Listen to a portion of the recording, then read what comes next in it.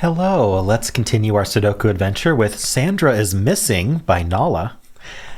I will say that this is by one of our frequent setters, but not actually by Sandra. This is Nala is Sandra's, I believe, golden retriever. So just having a little bit of fun here, but this is taking the slot of the setter who actually created this, not of Sandra and Nala. But this is a lot of fun. So let's see what the rules are. So we have normal 6x6 Sudoku rules. That means in every row, every column, and every 2x3 box, we are placing the digits 1 to 6 exactly once each. Also, there is fog in the grid. It's not mentioned in the rules, but the fog will reveal as you get correct digits. So the fog reveals, say I got a correct digit here, it reveals all of the 3x3 around it. So as you get correct digits, it will reveal what's under it. But for example, here, we can see that that's a V, right? Even though half the clue is covered, you're allowed to use the fact that you see that there's some of the clue revealed. So you can kind of assume that's a V there and that's a V there. X's look a little different, right?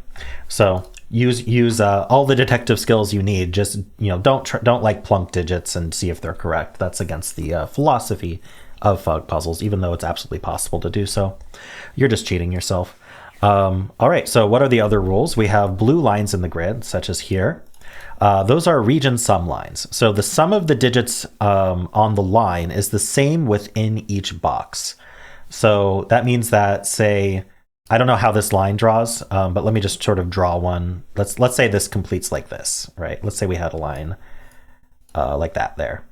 Then what that would mean is the sum of these 3 digits is the same as the sum of these 2 digits.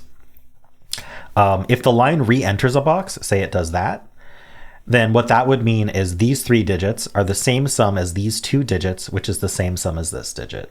So basically you split it up by, you split the line up into segments based on when it crosses box boundaries. So we have this segment, and this tiny segment here. And the sum of each segment is the same. That's probably a clean way to think about it. I'm going to get rid of this line before I confuse myself. I don't know whether the line does that or not. That's just an example. We also have X's and V's in the grid. Digits separated by a V sum to 5. That's the Roman numeral for 5. And digits separated by an X sum to 10. That's the Roman numeral for a 10. All right, so that's it. Those are the rules. There's a link in the description if you'd like to try the puzzle yourself. Let's see if we can find Nala right now. Oh, sorry. Let's see if we can find Sandra. We found Nala. Nala's right there. My bad. X is only, in a 6x6, X is only 4 plus 6. That's the only way to add to 10. We could do 5 plus 5, but that would repeat the 5. Since this is 4, 6, we know this V is going to be 2, 3, because the 4 is already used, so we can't do 1, 4. So this is going to be 1 and 5. This is also going to be 2, 3 because we need to add the 5 without the 4, 6, and this is 1, 5.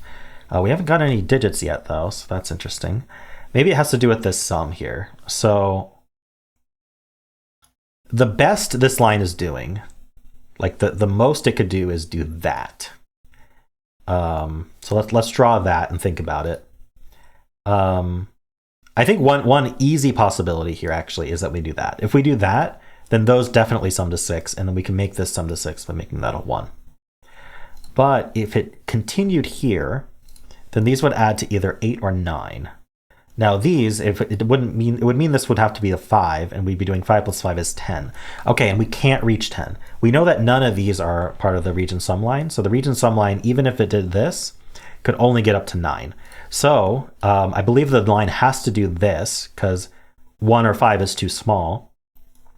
So the line is going to do that. I guess I could just keep it drawn in.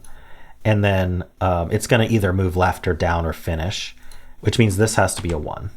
Aha, so that gets us this 5 and this 1, and that does reveal more of our line. Okay, so I can get rid of that. 4 plus 6 is indeed 10. And then this is a 5. Okay, so how do we want to do this now? Let's see. This has to be a 6 because it enters in and exits the box, so that's a 6. This re-entry, again, it starts a new segment. It looks like this just continues down. It doesn't turn left, or we'd see that. So this has to be a 1, 5 or a 2, 4. We don't actually know how that works, but these add to 5. So to add to 5, these are either 1, 4 or 2, 3. whoa, sorry, 1, 4, which can only go that way, or 2, 3 either way. So 6 needs to go down here. I guess we already kind of knew that. But either 1, 4, okay, 1, 4 is problematic. If this was 1, 4, oops, if this was 1, 4, and I'm avoiding typing digits in case we accidentally reveal fog that we're not supposed to see. But if this was 1 plus 4, then this couldn't be 1 or 4, and oops. Let's undo this.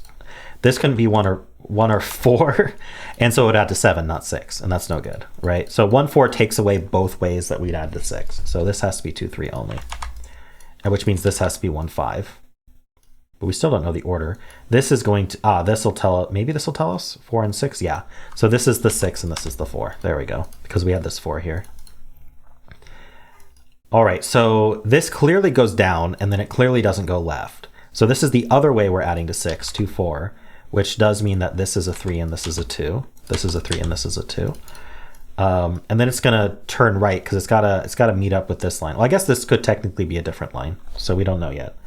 But if this was a 2, this is a V, right? So this would be a 3. That doesn't work. So this has to be 4 and 1. This is a 2.